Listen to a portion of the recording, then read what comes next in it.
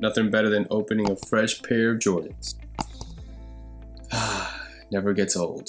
Hey, what's up everyone? It's Eric here from Guy and Kicks, and today I'm bringing you a very cool pair of Jordans in the Retro 5 alternate Bel-Air.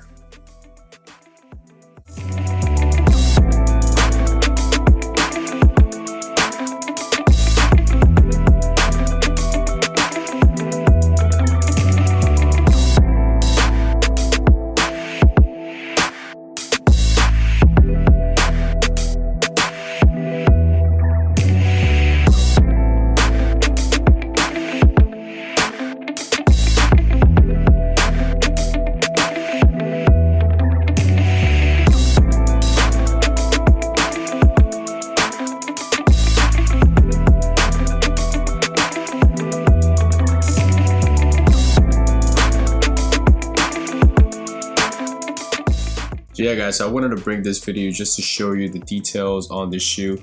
Not necessarily so much talk about the Retro 5 because, you know, we pretty much kind of few this year. We pretty much know the history of the Retro 5, but just mostly get into the details of this shoe, be able to show it off to you guys before you guys go out there and buy it. So the shoe's already been out for a couple of weeks now. It released on August 15th, 2020 for a retail price of $190.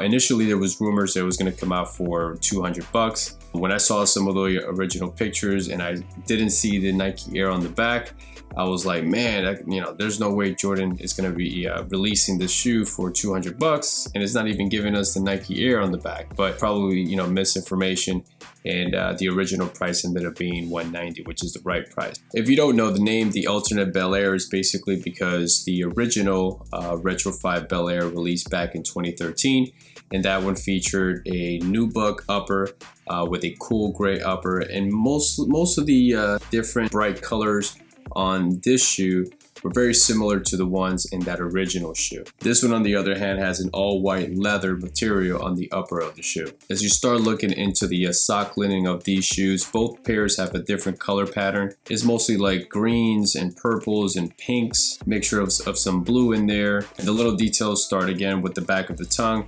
You have the Air Jordan on both tongues. Each tongue has a different color pattern. Same thing with the front part of the tongue with the Jumpman logo. Unlike other Retro 5, this tongue is not 3M. It's made out of a sort of satin material. One little cool detail is the lace lock. They're both purple. However, the Jumpman on each shoe has a different color.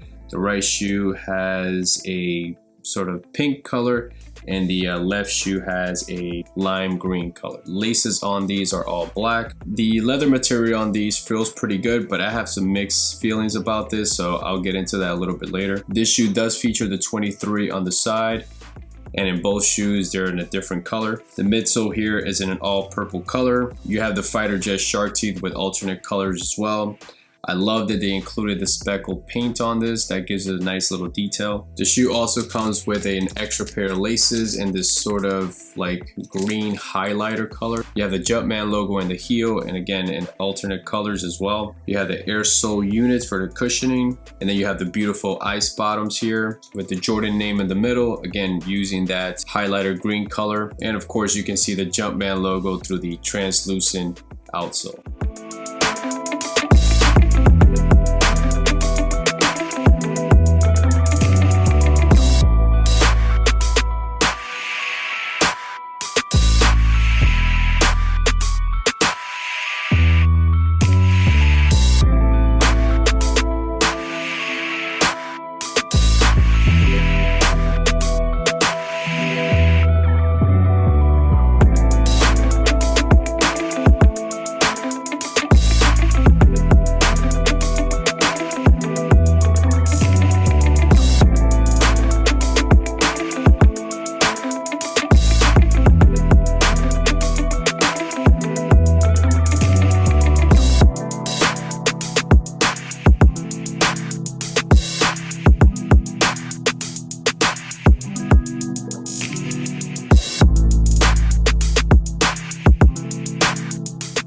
So yeah guys, so what makes this shoe very special is the, you know, the little details that they basically took from that relationship between Jordan and the Fresh Prince of Bel-Air. Basically, the alternate color scheme is basically like in honor of Will Smith, because he would sometimes wear on his right foot, for example, a pair of metallic Retro 5s, and on his left foot he would wear a pair of Retro 5 grapes. So that's basically the concept of the different colors in both shoes. Anytime a shoe has a little bit of history or story behind it, it just makes a review more fun than just simply talking about materials and colors and things like that. So yeah guys, one of the things that I was very upset about this shoe, especially when I literally took it out of the box, was that the right shoe, the front part, the leather used on this shoe is not that it feels cheap or it doesn't feel good.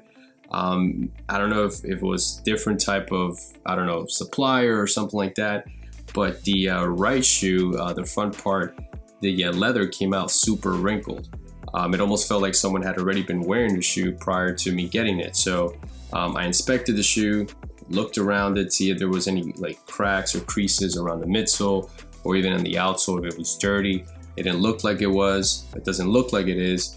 And I just think it was just the materials used on this particular shoe. The left shoe actually was fine, no issues there, but that was sort of a bummer. I mean, you spend $190 on a pair of sneakers, you're expecting it to be, pretty good quality, ready to go, super fresh. And when you get a pair of sneakers like these and you see some damage on it, you're like, come on, man, like really? Another little issue that I found on this particular pair, and it's also on the right shoe, was some overspray here on the side. Again, it's probably one of those quality control issues. I'm not too familiar with this process, so I can't really give you an explanation there. I guess it's just one of those situations where I had bad luck that I got this pair. So I went on YouTube just to check out some reviews to see if there was other people who were having the same issue. And I did find some videos where both shoes had the problem as well. So if any of you had the same issue, comment below, let me know. It'll be interesting to know how many people had this problem, because it's one of those things that Nike and Air Jordan should be aware.